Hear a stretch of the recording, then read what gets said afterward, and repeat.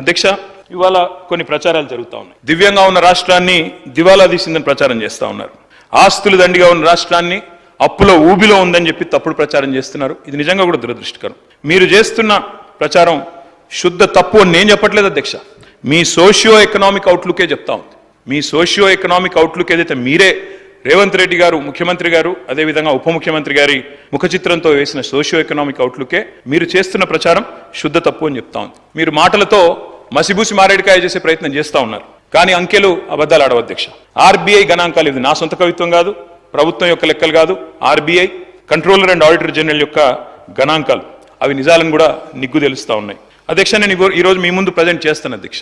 Socio economic అవుట్లుక్లోనే పక్క పేజీల్లోనే పరస్పర విరుద్ధమైన మరి ఇవాళ వాస్తవ పరిస్థితులు వాటిని బయట పెడతా ఉన్నాయి. గందరగోళం సృష్టించే ప్రయత్నం మీరు చేశారు, కానీ సత్యాల మీద ముసుగులేయడం అంత సులభం కాదు అధ్యక్ష.